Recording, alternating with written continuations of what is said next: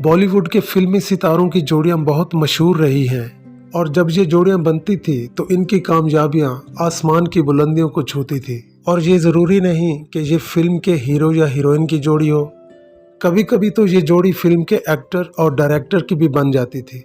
आज बॉलीवुड की एक ऐसी ही सक्सेसफुल जोड़ी की मैं बात करूंगा जिसने 90s में थ्रू आउट हिट फिल्में दी और फिल्म इंडस्ट्री की उस जैसी हिट जोड़ी आज तक दोबारा नहीं बन सकी। और 90s में पूरी इंडस्ट्री एक तरफ और ये जोड़ी एक तरफ होती थी। और 90s में इस जोड़ी ने बॉलीवुड इंडस्ट्री को एक साथ 18 फिल्में दी और इन 18 मूवीज में से तकरीबन सारी ही मूवीज सुपरहिट थी। दोस्तों, आप समझ ही गए होंगे कि आज हम बात कर रहे हैं 90s के सुपरस्टार गोविंदा और डेविड धवन की। डेविड धवन जो 90s से पहले फिल्मों में एज ए राइटर काम करते थे और गोविंदा 86 से लेकर 90s तक 40 से 50 फिल्में कर चुके थे और एक सक्सेसफुल एक्टर बन चुके थे। गोविंदा ने अपने एक इंटरव्यू में कहा था कि बहुत सारे लोग ऐसे हैं जो एक्टर नहीं थे लेकिन मेरे साथ काम करके एक्टर बन गए, कुछ ऐसे लोग जो कोरियोग्राफर नहीं थे लेकिन मेरे साथ काम करके कोरियोग्राफर बन गए, और कुछ ऐसे लोग भी थे जो फिल्म डायरेक्टर नहीं थे लेकिन मेरे साथ मेरी फिल्म में काम करके वो डायरेक्टर बने और वो सक्सेसफुल डायरेक्टर बन गए। उनका इशारा था डेविड धवन की तरफ।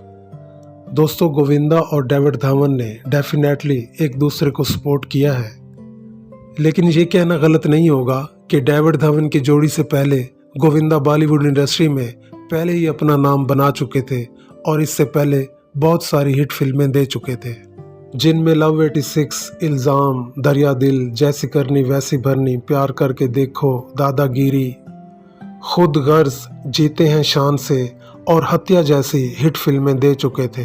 फिर 89 में गोविंदा और संजय दत्त के साथ ताकतवर फिल्म की स्टोरी लिखी गई।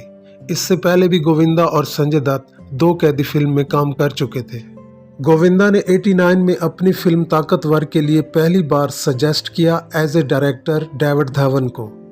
ताकतवर गोविंदा और डेविड धवन के करियर की एक साथ ये पहली फिल्म थी जो जून 89 में रिलीज हुई और फिल्म की कास्ट में संजय दत्त, अनीता राज, गोविंदा और नीलम थे।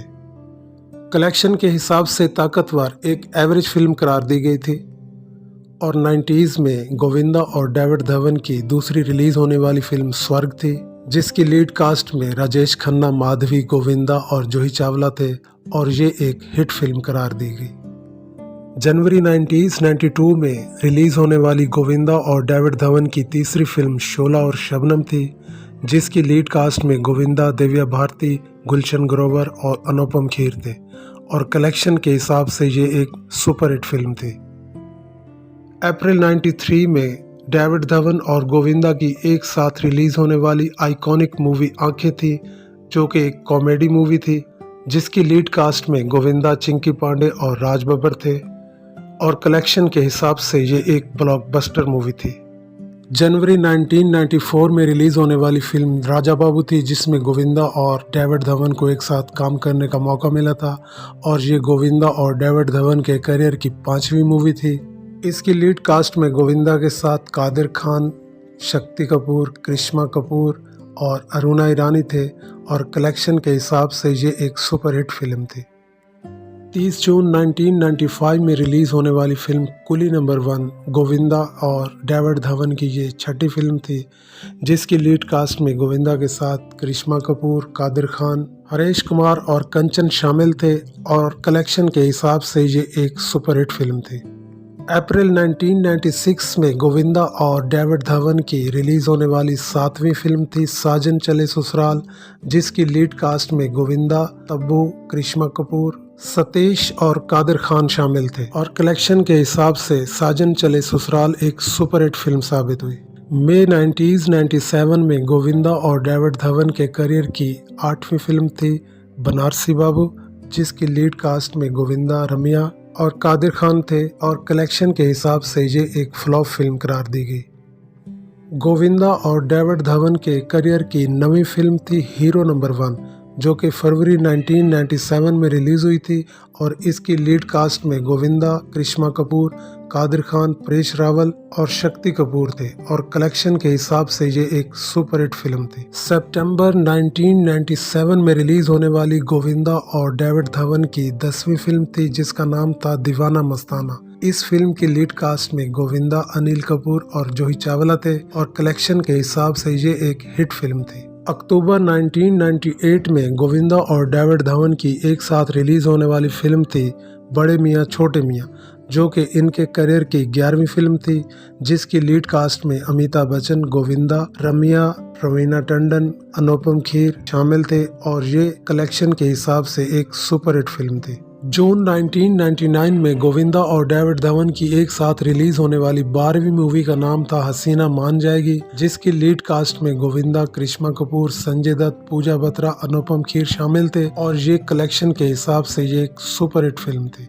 जुलाई 2000 में रिलीज होने वाली फिल्म का नाम था कंवारा, जिसको डायरेक्ट किया था डेविड धवन ने। डेविड और गोविंदा के करियर की ये 13वीं फिल्म थी, जिसकी लीड कास्ट में गोविंदा, उर्मिला, नगमा, ओमपुरी और कादिर खान शामिल थे और कलेक्शन के हिसाब से ये एक बिलो एवरेज मूवी थी। अप्रैल 2001 में रिलीज होने वाली फिल्म का नाम था जोड़ी नंबर 1, जिसको डायरेक्ट किया था डेविड धवन ने। फिल्म की लीड कास्ट में गोविंदा, संजय दत्त, ट्विंकल खन्ना और मोनिका बेदी शामिल थे और कलेक्शन के हिसाब से ये एक सुपरहिट फिल्म थी।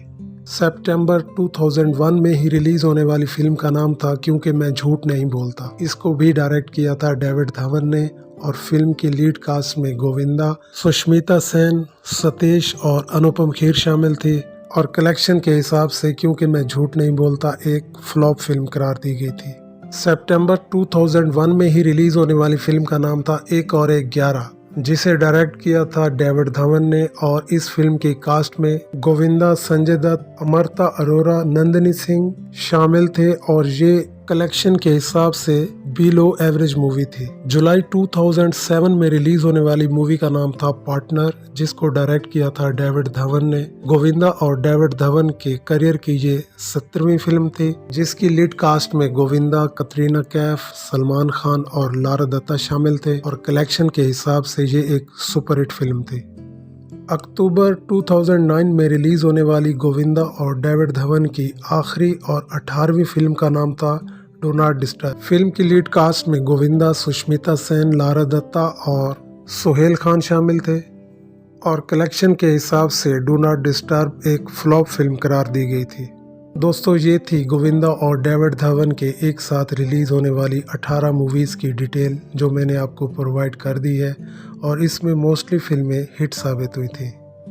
और बॉलीवुड फिल्म इंडस्ट्री में किसी एक्टर और डायरेक्टर ने 18 फिल्में एक साथ आज तक नहीं बनाई, ये अपने आप में गोविंदा और डेविड धवन के साथ एक रिकॉर्ड भी है। लेकिन व्यूअर, दुख इस बात का है कि इतनी फिल्में हिट देने के बावजूद इस जोड़ी के दरमियान एक ऐसी कंट्रोवर्सी हुई कि आज तक दोबारा इन्होंने कोई फिल्म एक साथ नहीं की। उसकी एक वजह यह भी है कि डेविड धवन के अपने बेटे वरुण धवन की और डेविड धवन की जोड़ी दोबारा ऐसे बन गई है जैसे गोविंदा और डेविड धवन की थी और वो फिल्मों पे फिल्में कर रहे हैं। और शायद इसलिए गोविंदा और डेविड धवन के रिलेशन कुछ खराब हैं। इसलिए गोविंदा ने इंटरव्यू देते हुए मीडिया में एक दफ़ा कहा था कि जब कोई एक्टर किसी डायरेक्टर के साथ 18 फिल्में करता है तो इसका मतलब क्या होता है और इसका क्या रिलेशन होता है। और गोविंदा ने मजीद ये भी कहा कि जब डेविड का अपना खुद का बेटा डेविड के साथ 18 फिल्में कर लेगा तब इसका मतलब डेविड की समझ में आएगा और तब मैं डेविड से बात करूंगा। अब डेविड की ये सोच है कि गोविंदा इतना बड़ा एक्टर नहीं था, मेरी वजह से वो हिट हुआ और मैंने उसे इतना बड़ा एक्टर बनाया है। जबकि गोविंदा ने पहली बार उन्हें अपनी ताकतवर फिल्म में एज ए डायरेक्टर चांस दिया था। और अगर हम बात करें डेविड के बेटे वरुण धवन की फिल्मों की तो उसमें आपको गोविंदा का ही रंग नजर आता है। कहीं पर तो गोविंदा की फिल्मों का रीमेक बनाया जा रहा है और कहीं पर गोविंदा के डांस कॉपी किए जा रहे हैं। स्ट्रीट डांसर से लेकर कूली नंबर 1 तक आपको डेविड की एक्टिंग में गोविंदा का रंग ही नजर आएगा। दोस्तों, आपको क्या लगता है कि डेविड धवन ने जिस तरह गोविंदा को इग्नोर किया और अपने बेटे को ऊपर लेके आने की कोशिश की, क्या ऐसा करना चाहिए था? क्या इन फ्यूचर इनकी कोई फिल्म आ सकती है? और इनकी 18 फिल्मों में आपको कौन सी फिल्म सबसे अच्छी लगती है? कमेंट सेक्शन में अपनी राय का इजहार दें। दोस्तों, अगर आपको मेरी ये वीडियो अच्छी लगे तो दोस्तों के साथ शेयर करना ना भूलिए, और अगर आप मेरे चैनल पर नए हैं तो इसे सब्सक्राइब कीजिए, बेल आइकॉन को प्रेस करके ऑल का बटन दबा दें ताकि मेरी नई आने वाली वीडियो का नोटिफिकेशन आपके पास आ सके। दुआओं में याद रखिएगा। अल्लाह हाफिज़।